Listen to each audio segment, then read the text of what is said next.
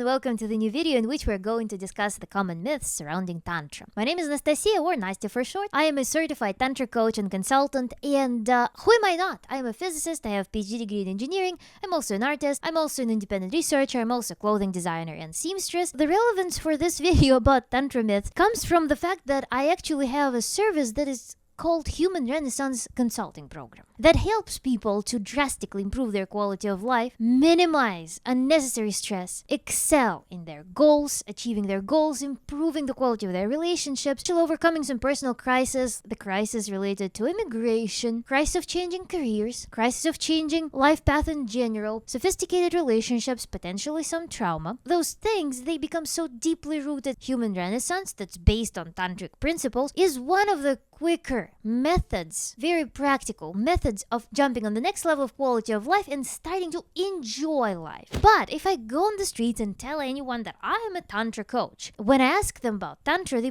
probably will bring up one or more of misconceptions about Tantra that we're going to discuss today in this video. I want to bridge the gap between what I understand about Tantra and what people understand about Tantra. And the first misconception that is very widely utilized and regurgitated in the media is that Tantra implies some crazy physical practices, like, for example, semen retention.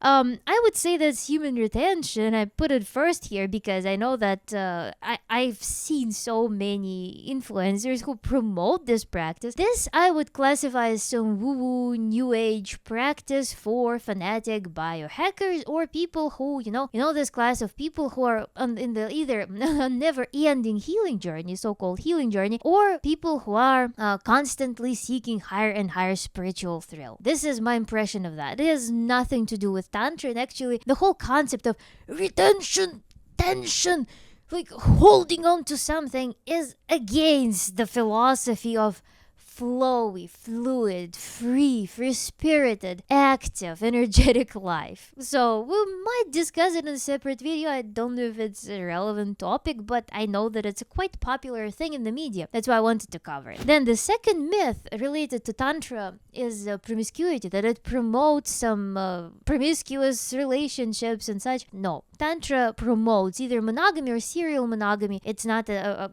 against you going and choosing partner that works for you best through trial and error, perhaps. It doesn't promote promiscuity for the obvious reason being hygiene. The second reason, there is a whole complex of more fine reasons, perhaps. Tantric life is not conducive of opting for managing multiple streams of relationships. Let's word it this way. Most practices actually work with either with a solo, with a human solo, or human and another human. So two humans. So it's not about having like a whole shebang going on. The third myth and stereotype about Tantra is that it's associated with performative ritualism, let's say. When you need some decor, when you need certain like objects, when you need multiple hour sessions with very like theatrical, exalted everything. No, it's not like that. Human Renaissance is based on tantric practices that belong to, like, let's say, essentialism philosophy, that use the most accessible, the most practical tools for achieving results in the most practical areas of life. So let's put it this way. It can be performative, it can be very theatrical if you wish, but Tantra does not equate to that. It's not how it works. Again, it can be done in a very contemporary, in a very essentialist fashion, in a very streamlined fashion that's adapted to the life of a normal human. You can take a corporate worker, for example, and Tantra will work for a corporate worker. Tantra will work for a CEO. Tantra will work for a businessman. Tantra will work also for any people of any creative professions. It's not that it's supposed to be something so fancy that you need to turn your entire life into this festivity of certain aesthetics and ritualism. Then, the next myth about Tantra is that it promotes the pursuit of some out there enlightenment when you detach yourself, when you take yourself from this realm, this world, and move your consciousness somewhere in the some, like how I like to word it, 5D crystalline ascension life and whatnot with spirits, ahalai mahalai. So it's not like that. Tantra again is very down to earth, and it serves very practical goals. It is literally intended for making your life fulfilling in as many areas of life. Anything that you have interest in, you can apply tantric principles to enhance your performance and your experience in those areas of life. As simple as that. And in general, in fact, tantra actually discourages those like fruitless regurgitations on some philosophical concepts that never lead anywhere. You know, those like conversations that you might have with your friends at 2 a.m. sometimes when it's like, do you think that this is the way or this is the way? It has no practical implications. We will not be able to take this knowledge, even if we come to some common ground, some conclusion, we're not be able to take this knowledge and apply it to literally anything in life. So Tantra discourages, or again, if you can get energy boost from that, Tantra may encourage you to do that. But in general, if it is a waste of time, waste of energy, then Tantra would discourage from those practices. That's why the fact that Tantra may be associated in some minds with pursuit of some out there enlightenment is a total myth. The next myth that actually penetrated in tantric literature, created the whole movement of some like sacred female sexuality coaches and teachers, is that Tantra prohibits the pursuit of certain kind of pleasure and prohibits paying attention to certain body parts and instructs to refocus, to put all of your focus and attention to certain select body parts and certain select practices and certain types of pleasure. This is a myth, and I might make a separate video on that. I want to show, if I didn't burn that book, I might show you that super popular book that I read years ago on Tantra. In general, Tantra goes hand in hand with modern sexology, and the course that I took to get my certification was taught by PhD in sexology who has interest in Tantra. Psychotherapists employ tantric practices because of how effective, how easy to work with they are. It's a misconception that Tantra would prohibit anything from the palette of sexual pleasures, sexual practices, as long as those sexual practices and ways of pleasing oneself, ways of working with human body are healthy, consensual, and bringing people pleasure. Otherwise, there are no restrictions. Then the next very funny, if you imagine it, it's a very funny thing perhaps, that Tantra is associated with this eternal ritualistic foreplay with like eye gazing, breathing synchronization of some circulating energies, touching hearts of each other, and like just sitting and like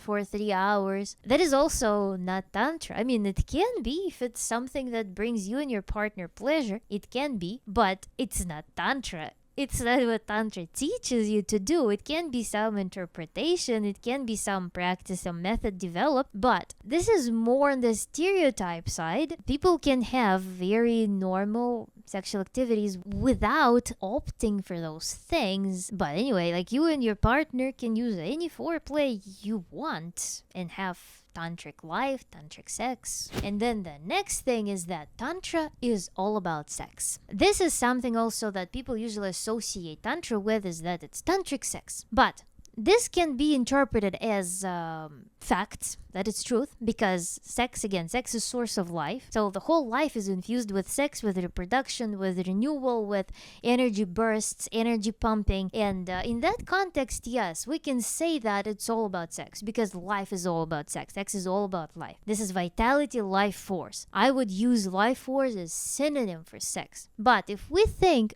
more in a more narrow, more physiological fashion, when we define sex as actually in intercourse, then Tantra is far beyond that, because Tantra teaches you the method of regulating your nervous system, regulating your body, your biochemistry, helping you to work with your thoughts, helping you to shape healthier concepts about the world, about life around you. It builds your resilience to stressors, it builds your resilience to challenges, and it allows you to, again, navigate life more smoothly. And then that translates into you having higher energy. But when you go past your traumatic response and you learn to live without barriers, without burdens, when you learn to freely pass energy through you, vital force through you. When you learn to do all that, when you regulate your lifestyle to achieve the peak of your biochemistry, to approach your genetic maximum, this is when your life becomes much more charged up. And this is when you can start approaching the sexual activities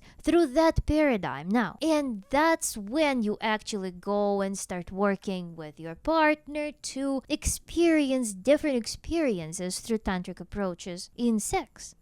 But it spans far beyond that. You need to learn the whole system of hygiene of your nervous system and working with your body. The techniques for deep brain and body relaxation in order to go on this next level of energy, on this next level of emotional richness, ability to enjoy life, in order to go to the level in which you can incorporate that in your sexual activities. I hope this is clear. And the next stereotype is that you can just learn some hocus pocus and suddenly start living tantric life and have tantric sex. Yes, there are practices that you can learn right now and try employing them, for example, with your partner. But it does not mean that this one single practice will revolutionize and will rewire your entire brain. It's not going to happen. If you're currently living, let's say, in a state of chronic stress, if you have trouble sleeping, if you're very sensitive to certain things, if you don't have resources to make some changes in life, it's just the symptom of some long-lasting imbalance that many modern people have right now. This is when you will need a more profound work. You will need weeks, perhaps months of regularly practicing different things with increasing complexity, each depending on the previous step, on the previous set of exercises, to gradually change your brain biochemistry, to build neuron connections, to start balancing yourself such that you can really jump on this new level of life. But you're not jumping on this new level of life. You're gradually building up to that. Yes, Tantra is one of the faster methods of working with trauma, with chronic stress relief, with sexual problems, but it's not an immediate thing. Again, some practices work wonders, but to get a holistic, well-rounded result implies more regular work.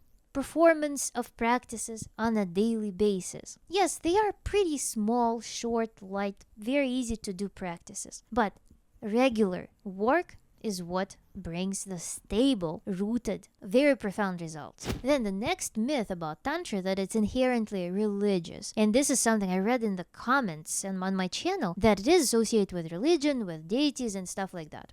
Yes, it comes from religious tradition, but Tantra is secular. Tantric method, Tantric toolbox can be adapted to any religion or the lack of thereof. You can be an atheist and practice Tantra because it is literally the toolbox. You can paint the toolbox, you can paint the tools in any form and fashion you want. But it typically does. I haven't encountered any practices that would inherently contradict any religion. Tantra gives you the method, the way you apply this method, the way you use whichever imagery, whichever idea, whichever costume you're using for those practices is up to you. When you're working with a Tantra coach, you're working on your terms. You're working with your imagery. You're working with your framework of beliefs. You're dictating the palette, the colors. And then the next myth is that Tantra is esoteric and magical. Well, if you aren't curious enough to do research to find the scientific basis for what tantric practices actually do, then you can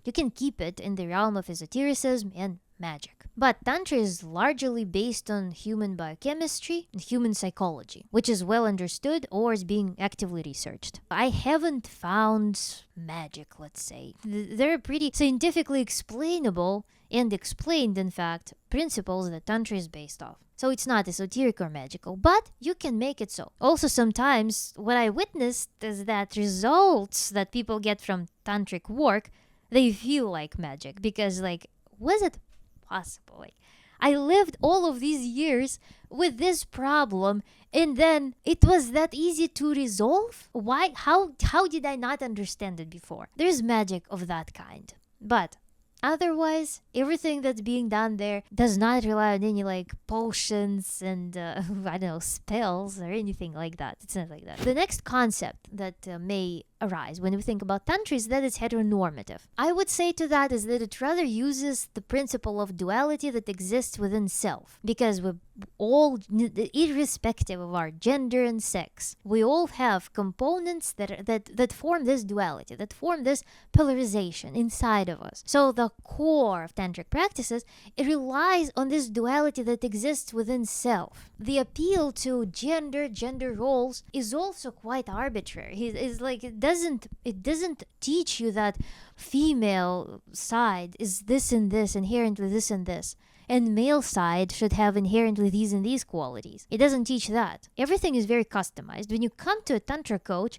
you will be the one who will tell what you associate side A and side B to be, what qualities you want them to have. If it's convenient for you to operate with the denominations of genders, then you're going to work in the framework of genders, depending again on your preferences. And you will be the one who will be making lists of qualities that are attributed to each gender, the way you perceive them. There's no limitation on what those should be. A woman can be brave and strong and assertive if you associate those qualities with womanhood, with femininity, and it's totally normal. And then the next stereotype about Tantra is that it's only for people who are into Indian culture, Indian aesthetics, who are deep into studying Indian tradition and such. Of course, it can be a bonus if you learn the history of Tantra, if you learn where it stems from, and how it kind of got separated from the narrative, how it got separated from the cultural context of its time and religious context of its time, because it's a pretty fascinating story. But you don't have to use Indian deities, you don't have to use any symbolism or aesthetics from Indian tradition. You can just use the tradition that is the most familiar to you, is the closest to your heart, up to, I don't know, you can use anime or, I don't know, medieval Germanic art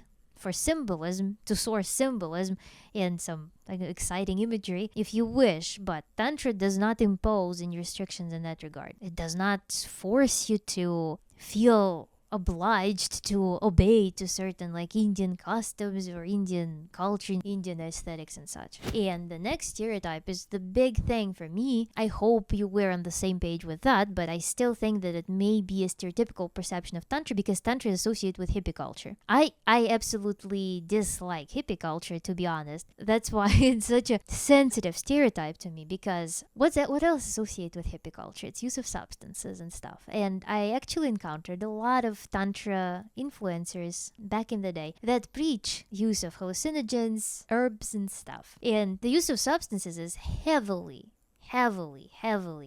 discouraged for Tantra practitioners. And actually to perform a lot of the practices, people need to be clean for at least several days or weeks, depending on the substance, the strength of the substance. So Tantra is actually against the use of any substances. It's very in line with my values because I am against any interventions in the normal brain biochemistry with anything that can disrupt it, including microdosing, including weed, anything of that kind. I'm strict on that, and I was very happy to find that Tantra also has this stance on substances. I really want you to separate Tantra from hippie culture in your mind. Those are two separate things. But just know that when you go to human renaissance, we do not do any substances. And lastly, the last stereotype about Tantra is that it requires a person to be a vegetarian or a vegan. And here I would say no. Tantra encourages you to be physically healthy and fit, to operate again at the maximum of your genetic potential. And vegetarianism or veganism are not the path, let's say. You can consult with my channel, with videos on my channel about it. I made a huge research on that. Don't make those mistakes. But again, for some people, vegetarianism works. Maybe it works for you. Now, please write in the comments what other stereotypes about Tantra you know. And now that we've covered what Tantra isn't, in the next video we will see what Tantra is about. See you!